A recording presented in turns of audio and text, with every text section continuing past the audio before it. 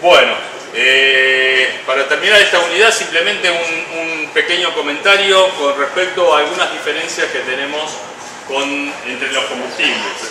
Básicamente ustedes se van a poder encontrar el caso de tener que reemplazar algún quemador de un combustible líquido o un combustible que tenga características radiantes por un quemador de gas, y notemos que la diferencia de las llamas son significativas en cuanto a la radiación.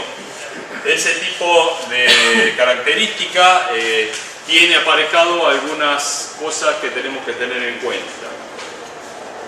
Si se tratara de una caldera humo tubular, por ejemplo, o un horno que tenga unas características similares, básicamente una llama anterior de un combustible líquido es mucho más radiante que la nueva llama del gas natural.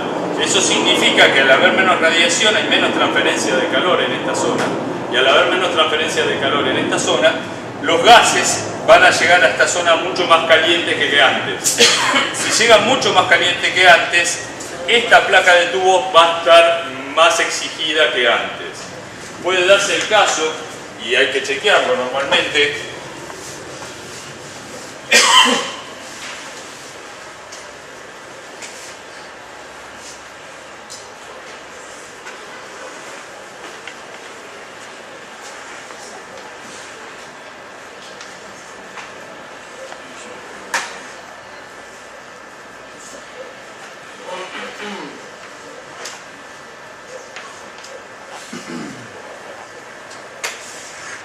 si este fuese el caso de la placa de tubos de la caldera, cuando los gases vienen por acá, les decía que vienen más calientes. Si los tubos sobresalen de la placa, como en algunos casos a veces acontece, estos tubos empiezan a quemarse en la punta y a transmitir una fisura hacia la placa que la termina deteriorando en poco tiempo. Esto pueden encontrarlo en calderas que antiguamente eran de combustibles líquidos. Si encuentran esto, bueno, estos tubos pueden llegar a estar expandidos o soldados, o con la combinación de ellos. Lo que habría que hacer es cortarlos al ras, amolarlos, cortarlos al ras, y volver a expandirlos o hacer una soldadura. Lo ideal es, si se pueden llegar a expandir, expandirlos. Hacer después una prueba hidráulica. De esta forma se van a evitar que haya problemas en la placa trasera de la caldera. Para calderas duales. En calderas que ya son duales, que ya el fabricante las pensó y las diseñó como duales, no van a tener problema. El problema es si ustedes llegan a un cliente y le dicen, bueno, yo estoy quemando fuel oil, estoy quemando diésel, quiero que ustedes me pongan un quemador a gas. Esto lo tienen que chequear. El hollín que provoca el líquido, el combustible líquido, ¿no? ¿Perjudica después cuando le ponen gas? El hollín que provoca el líquido, si perjudica. Bueno, o sea, no se impermeabiliza. Hablando.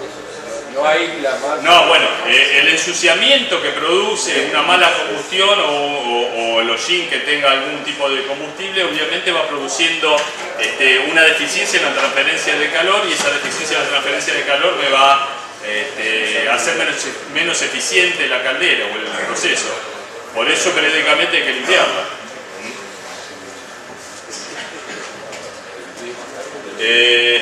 Bien. Esto sería en el caso de una caldera homotubular. En el caso de una caldera acuotubular que tiene sobrecalentador, como se ve acá,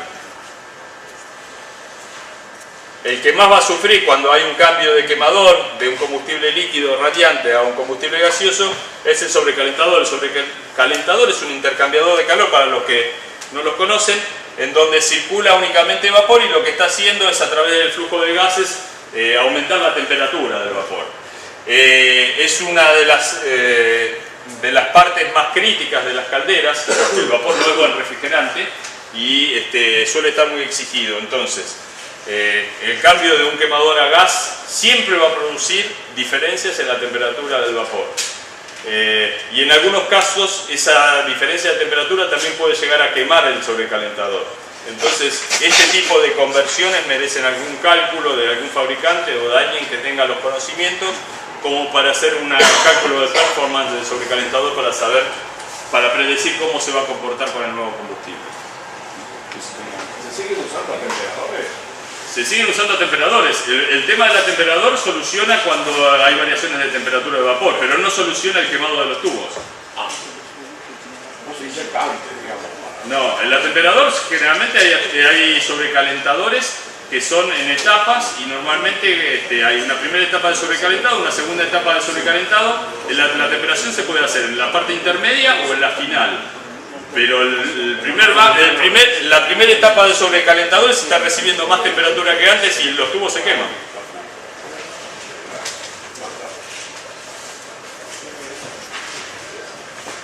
Bien, pasamos a la unidad siguiente.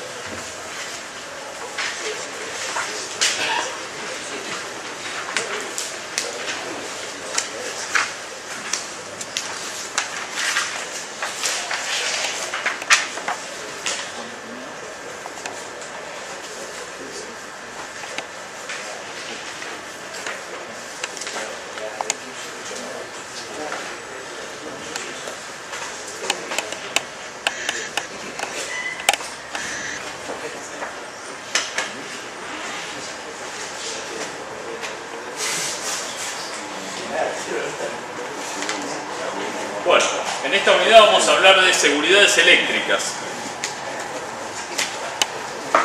Básicamente recordamos un poco este esquema que figura también en la norma, aunque en realidad este que estamos viendo acá tiene algunos agregados que no figuran en la norma, pero sí los vamos a mencionar como para que ustedes también sepan que existen. Noten ustedes que en la norma no existe esto que es sistema de acondicionamiento de gases. Puede darse el caso de instalaciones que utilicen gas, que tengan algún sistema de acondicionamiento de salida de gases del sistema térmico, como pueden ser filtros de manga, como pueden ser ciclones, algún otro tipo, algún elemento de postcombustión también, incluso en el proceso. Entonces me pareció interesante también mencionarles que esto puede llegar a existir.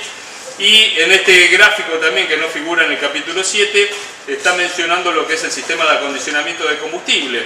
En el caso de los equipos, los sistemas de combustión de gas, básicamente esto podría llegar a ser la subestación reductora de gas. Pero en el caso de combustibles de otro tipo, líquidos, podría ser el calentamiento o el bombeo a lo mejor, ¿no? Esto es un poco más genérico y encuadra a instalaciones de otro tipo. Bien, básicamente en esta unidad nos vamos a referir al CESDL y su interrelación con el sistema térmico o con los controles del sistema térmico, con la seguridad del sistema térmico y los controles del sistema térmico. El CESDL es el sistema de encendido y seguridad de llama. Básicamente lo podemos encontrar de diferentes formas. Existen quemadores en donde el CDL está dado o está resumido a través de un programador, básicamente, que se ubica en la parte externa del sistema de combustión. En otros los vamos a encontrar adentro del tablero eléctrico, propio del quemador, como un quemador monobloque, y en otros casos va a estar en un tablero separado, también formando parte del control del resto del sistema térmico, del artefacto, de la caldera. Entonces hay diferentes ubicaciones para el CSDL.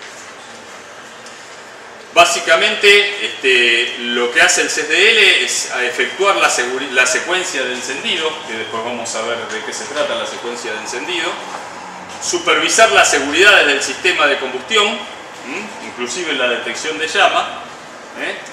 Deben ser sí o sí elementos exclusivamente diseñados y aprobados para la combustión.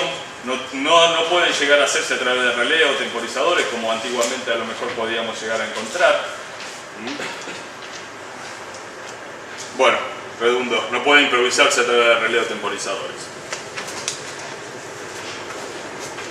Básicamente, como les decía, el CDL se resume muchas veces en lo que es un programador.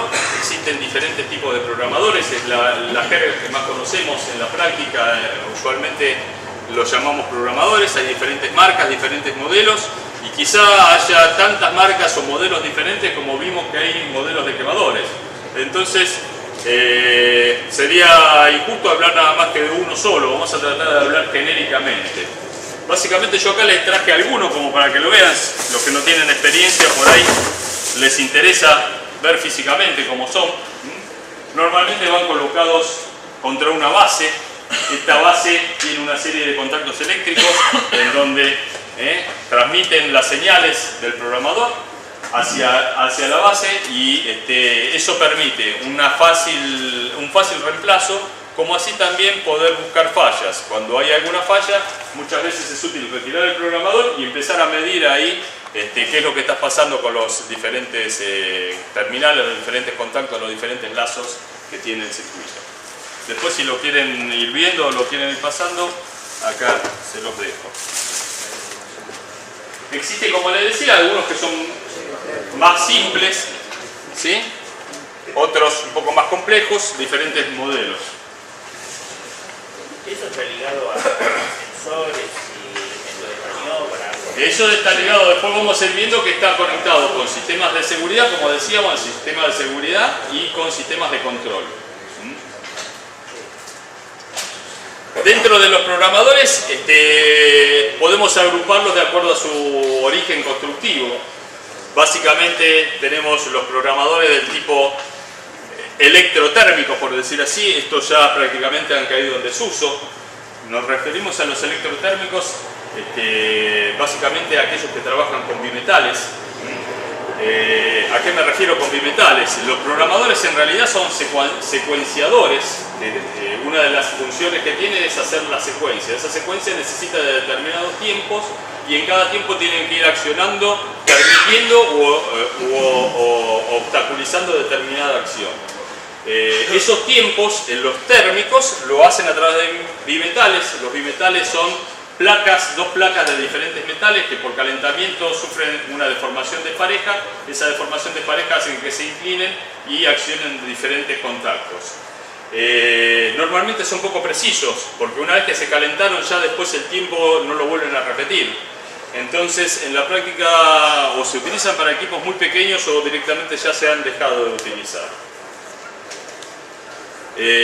Están los electromecánicos, como el que le mostraba. Ese de ahí sería el caso de un electromecánico, en donde normalmente tienen internamente un motorcito que va girando una serie de levas y accionando diferentes contactos de acuerdo a la secuencia que necesiten, además de un conjunto electrónico interior, ¿no? Como el amplificador se llama.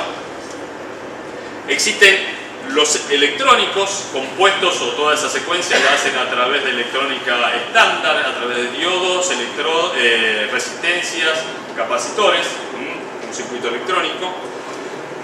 En los últimos tiempos, ya de hace unos cuantos años, han ido apareciendo los microprocesados, que utilizan tecnología de microprocesador. Normalmente los microprocesadores no suelen ser del todo confiables, entonces internamente tienen o doble microprocesador o elementos que los autochequean. Y más o menos con la misma teoría, la misma lógica de los microprocesadores, finalmente encontramos lo que se desarrollan a través de PLC. Es una gran polémica el tema del PLC. Recuerden ustedes, la norma habla bastante del tema del PLC, de que cómo tiene que ser, y una de las condiciones es que tienen que ser elementos también aprobados para combustión. No solo el PLC propiamente dicho, sino el programa. No es que uno pueda agarrar un PLC virgen y programarlo. El programa ya tiene que venir hecho y haber sido aprobado para combustión.